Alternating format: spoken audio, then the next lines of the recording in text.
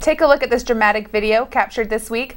A motorcycle rider is in the hospital and bystanders are being called heroes after they lifted a car and dragged him to safety. We'll have more video and an update coming up. ATK fires the biggest rocket ever. We've got that video as well.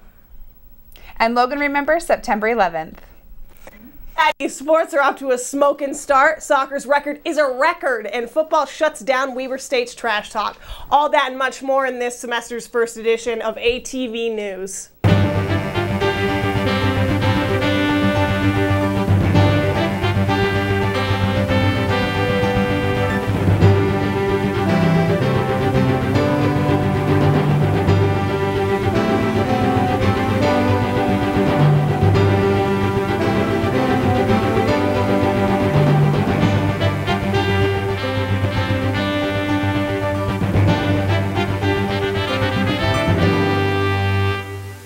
It's the video seen around the world, and it happened right here at Utah State. We do caution you that this video is a bit graphic. On Monday at 11:45 a.m., 21-year-old Brandon Wright was riding his motorcycle eastbound on 4th North when the BMW pulled out in front of him. Bystanders come up to help, but it's not until the man in the teal shirt sees Brandon under the car. Aggie freshman Kelsey Alder lays down on the asphalt to talk to him. Then 6 bystanders try to lift the car. Finally, 10 people lift the potentially explosive car, and a construction worker and a grad student drag Wright to safety. He suffered several broken bones, broken pelvis, road rash on his back, and a burned foot. Amazingly, he has no head injuries. Logan police say they're impressed with the fast-thinking heroes who risked their lives to save Brandon.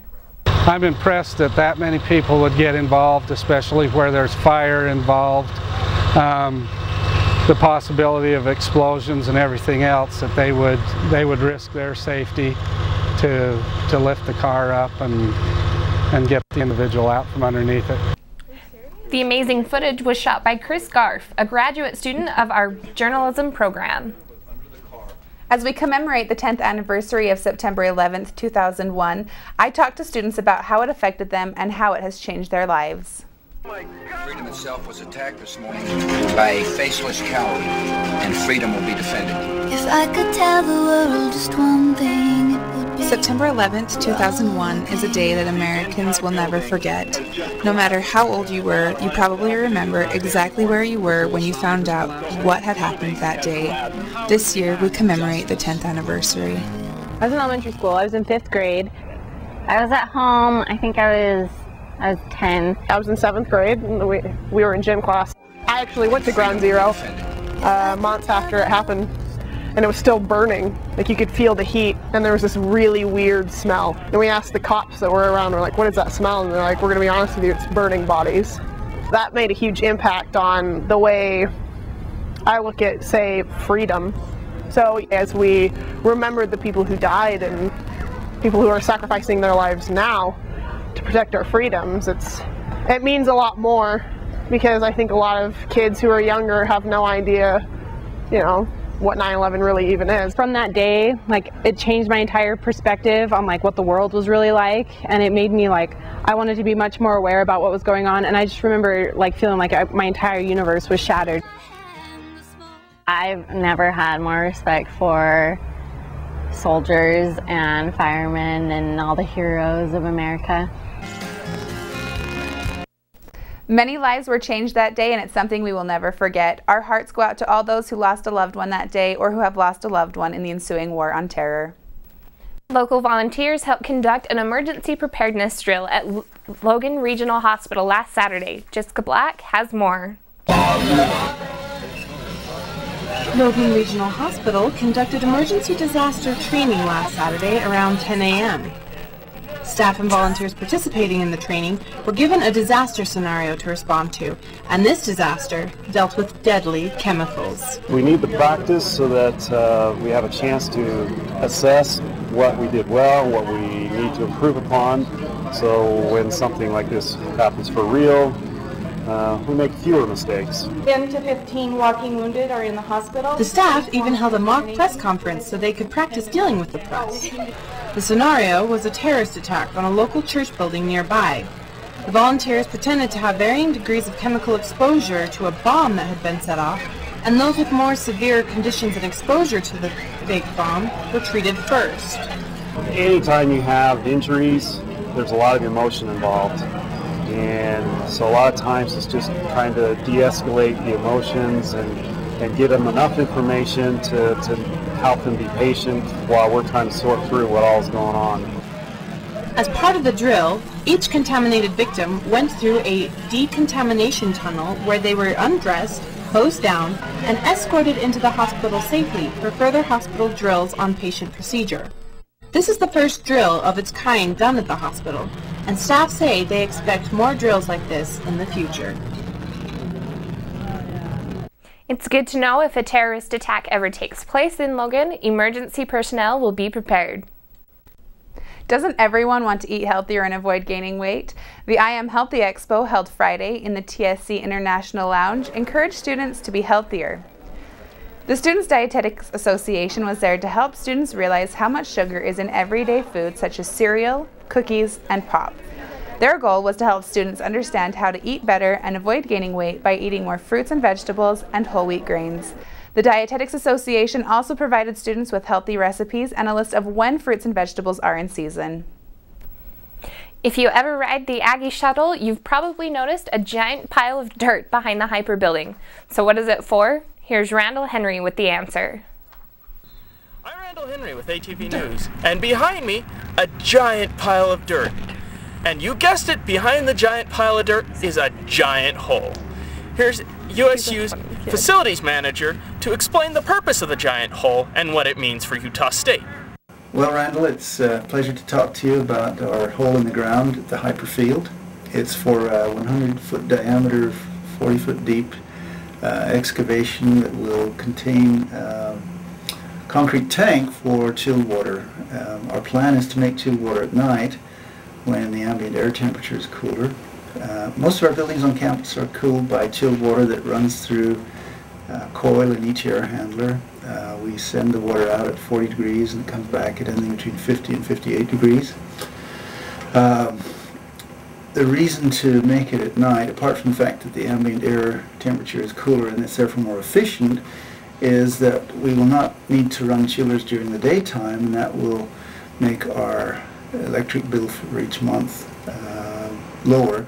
We get charged based on our peak load at any one day during the month, and so if we don't run chillers in the summer months in the afternoon, but rather run them at night, then we will save a lot of money.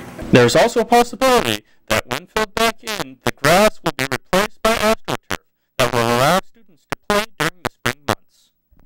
I'm Randall Henry with ATV. The cooling tank will be useful in saving the university money. When we come back, we'll take you to the site where ATK tested the world's largest rocket. Stay tuned.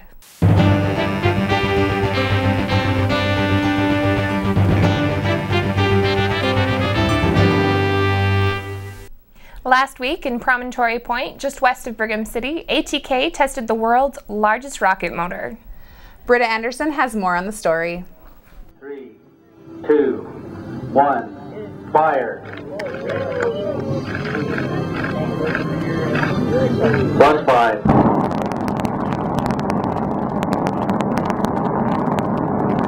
Last Thursday, if you were anywhere near Promontory Point, you probably felt some rumblings as ATK tested the largest rocket motor in the world. Invited guests gathered to watch as the rocket blew into the hillside. Now you'll see on the hill behind me some gray ash. That was to protect the earth. They laid cement down and then sand over top. And the heat from the rocket coming out actually turned that sand into glass. ATK also had great success in testing the effectiveness of their new lightweight insulation. That insulation is 1,500 pounds lighter than was on the shuttle booster. 1,500 pounds is significant when you're trying to launch things to space. This is actually the motor right behind me, and it just barely put out 3.6 million pounds of thrust power. That's actually 22 million horsepower, and I've been told that that can power the Super Bowl for up to 5 days. So that's a lot of force that comes out of this rocket. What you see going on underneath the rocket is a water quench system to cool the motor so they can collect data from it. At this point in time, it's a complete success for us, and we're very pleased at that. Although the tests were successful, we did experience one casualty. A duck which just happened to be in the wrong place at the wrong time. Britta Anderson, ATV News. At this time, ATK is unsure when they will be running another rocket test, but what they do know for sure is that they will continue to build rockets to send manned and unmanned shuttles into space. Aggie Care held its 4th annual Celebration of Children and Families Friday night on the quad. I went there to check it out. Aggie Care brought together 20 different departments to show kids how USU has fun. Aggie Care is a program through USU to help Cache Valley parents find quality childcare. Families don't always hear about Aggie Care, but they do keep their eye out for things to do around the campus. We go to a lot of sporting events. We go to the football, basketball games, soccer when we can. Or the SCHD if they've got family stuff going on. A lot of times the School of Business holds like banquets, golf events, get-togethers, that kind of stuff, and also being part of clubs is stressed highly, so we usually go to those. I love going to USU. They always have great family activities. They have the football games, the basketball games. They host a ton of other things on the bulletin boards up there. We come to Week of Welcome. We do the day on the quad. I bring them then. I bring them at A Week at the end of the year. I bring them for that on the campus. We go and visit the A and take our pictures on the A as a family. So we really try to integrate our kids in the campus. Regardless if their children were in the program or not, it was a night full of learning and fun. For more information on Aggie Care and what they can provide, you can go to www.usu.edu/AggieCare. A stampede of students run through campus to celebrate in the celebration of Aggies football home opener at Romney Stadium.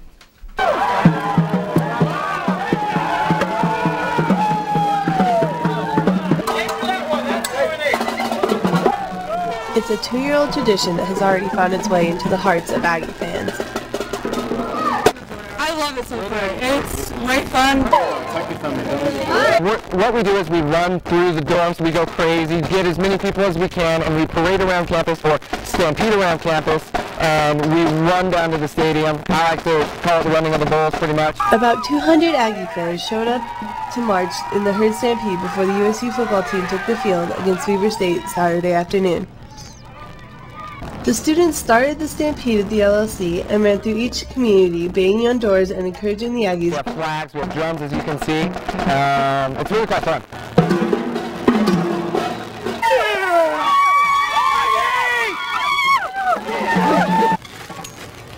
Yeah! Oh, that feels light. Oh, yeah. With each spot, the stampede grew and grew and grew before they made their final push down the 10th North Hill towards the stadium. Thanks, Meredith. If you'd like more information on the herd, go to www.usu.edu/herd. We'll have highlights from Saturday night's game coming up later in sports. We'll be right back with our weather forecast.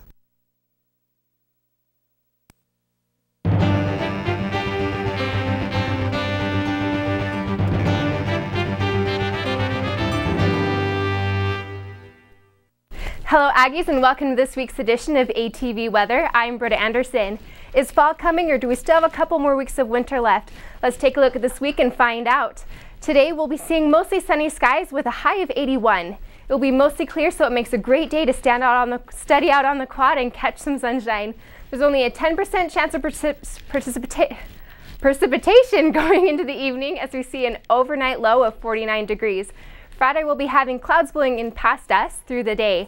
Highs in the mid-70s and lows in the 50s with a 40% chance of some showers in that evening. That rainstorm is going to stick around with us until Saturday as we'll be seeing some scattered thunderstorms throughout the day. The storm will blow out, so we'll have some clear skies in the evening as the temperature drops from a high of 71 to a low of 48. Sunday we'll be seeing a beautiful day, mostly sunny, with a high of 75. Looks like it'll be a great day for picnics. In the evening, we'll have a few clouds come in as the temperature lowers to 46 degrees. And typical for Logan, we'll be seeing some wind each day, staying between 5 to 10 miles an hour. We'll have overall moderate temperatures throughout the week. Well, that's it for ATV weather. Stay dry this weekend and enjoy our last few bits of summer weather. Now let's send it over to Bailey to see what's coming up in sports. Stay tuned for highlights on the football game against Weber and post-game thoughts from Coach Grayson DeBose after last night's volleyball game. We'll be right back after this.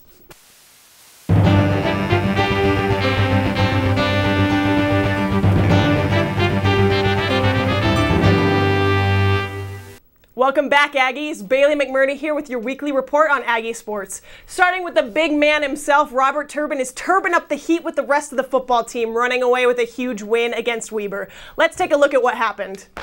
Romney Stadium filled with more than 18,000 fans on Saturday night for the football home opener. And the Aggies did not disappoint the crowd. After a slow first half, the Aggies came out after halftime, led by Chucky Keaton, who was named quarterback of the week by Rivals.com last week. And he came out ready to make some plays. With Robert Turbin by his side, the team was able to crush the Weber Wildcats with touchdown after touchdown. Robert Turbin rushed for a season high of 180 yards on 18 carries. But Turbin wasn't the only guy on the field scoring. Number 32 running back Joe Hill brought in a smooth touchdown, making it look all too easy. Chucky Keaton threw this sweet baby for a 60-yard touchdown, caught by number 4 wide receiver Matt Austin. Another impressive run was made by number 20 running back Michael Smith. Faster than lightning, he kept going and going and going, and Smith made it to the end zone, bringing the score up 6 more points. The end score for the Aggies was 54-17, making the crowd go wild for the rest of the night. Coach Gary Anderson was pleased with the way the Aggies played and hopes to continue with more success. Well, it's a great win. Obviously, you get the first win of the year, and it was a tough first half by the young men, the way they were able to basically settle down, I believe, in the second half and stop making mistakes, stop stupid penalties on defense. We jump off sides, we have 2 personal fouls, both of them are good calls. We can't do that. We do have this bye week, so we just have to take this week and really prepare to the utmost against Colorado State, because they're going to come out hard just as we want to. And I mean, it's a big game. We came out a little bit slower today than we wanted to, but second half we really picked it up. 37 points in the second half. Defense shut them down, so that was essential to our win today. Turbin was named Utah State Student Athlete of the Week on Sunday. Congrats to Turbin and the rest of the football team for their explosive home opening win. The team is back in the stadium on September 24th at 6 p.m. for their homecoming game against Colorado State. The women's soccer team is on the road this weekend, but last Sunday they came out with a huge win, 6-1 against Idaho State. There were some technical difficulties during the middle of the game. The sprinklers decided to turn on during halftime, but once the problem was solved, the Aggies got back to dominating the Vandals with goal after goal. Chantel Flannery had her first career hat trick, and Jade Tarver and Lexi Morgan had their first collegiate goals with assists. Head coach Heather Cairns is happy with the success that the Aggies are having. It was great to win a game by more than 1 goal. It was nice to put them away, and you know, we really talked to the girls during pregame about putting goals in early, because in the past the games with these guys have gone on and the goals have been scored late in the match, and we wanted to decide that match early, and I thought we did a really good job of that. Certainly going into this Oklahoma weekend is going to be a huge test for us. Tulsa is a very good Conference USA team. We've played a couple Conference USA teams, and you know, in Colorado College and Rice, and those are some of our tightest games. So we expect Tulsa to be like that, and then you know, Oklahoma State is what, top is, are they 4 right now? We'll see after this weekend, but they're going into the weekend, they're 4th in the nation. So they're a great test, but I think we have a lot of confidence going into that, and we're up for the challenge. We're up to try it and try our luck. The team travels to Tulsa this weekend, and they play now number 2 Oklahoma State this week. So let's hope they can keep up their winning season. The women's USU volleyball team took on the BYU Cougars in the Spectrum on Tuesday night. Let's see if the Aggies could come up on top of BYU.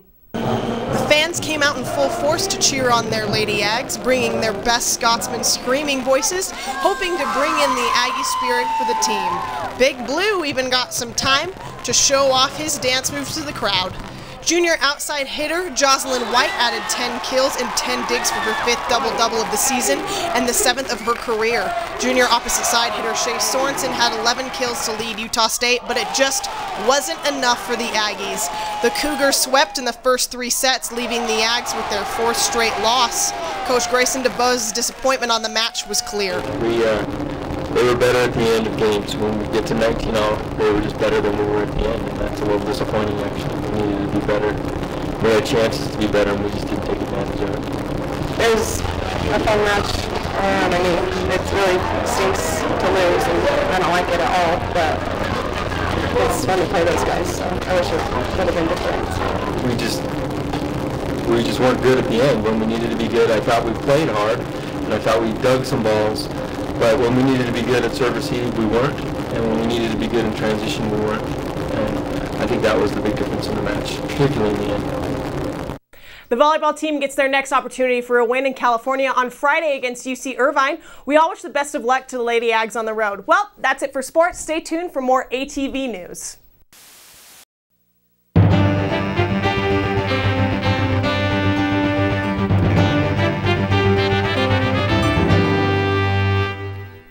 Do we have any rock stars in the house? Well, why not rock for a cause? A benefit concert to fight diabetes was held last weekend. Kelsey Keller has more on this story. Nothing beats a Saturday filled with music, especially when that music has a cause. 10 bands came together this past Saturday to rock against diabetes. Some of these local bands included Funkubus and the Libations. The benefit concert took place on the Kent Concert Hall patio on USU's campus. The King College of the Arts was one of many to sponsor the event. We did this back in 2007 for the same cause, but it was in North Logan at the Elk Ridge Park.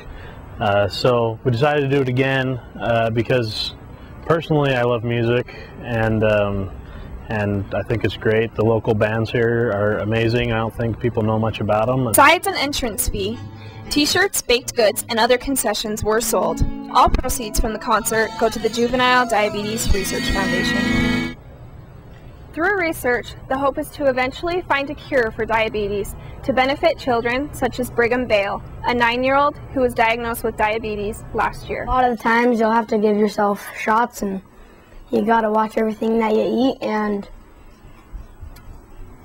it's complicating, and you have to test your sugars a lot. And one day, perhaps children like Brigham will no longer have to live with diabetes. But for now, the community comes together and hopes for a cure while enjoying the music. I'm Kelsey Keller with ATV News. Thanks, Kelsey. If you're interested in learning more about the Juvenile Diabetes Research Foundation, visit www.jdrf.org.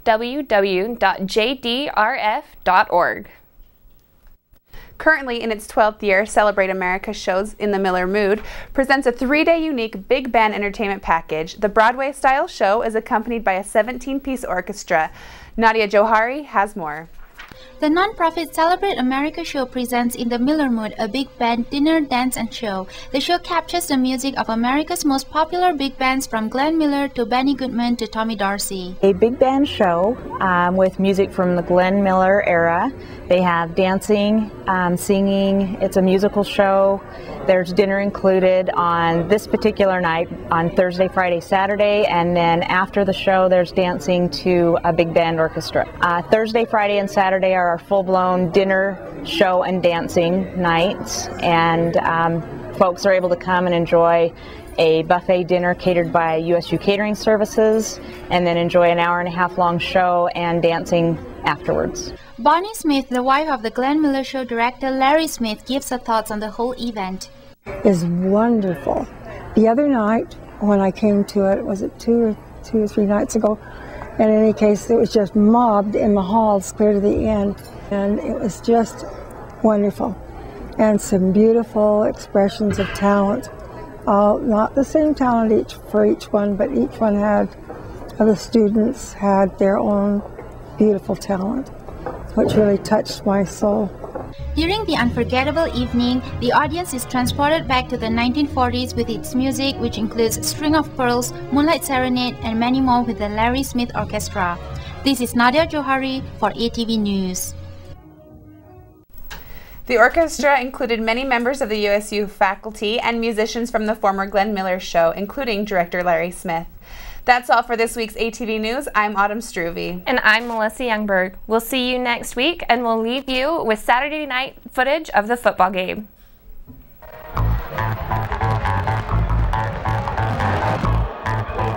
And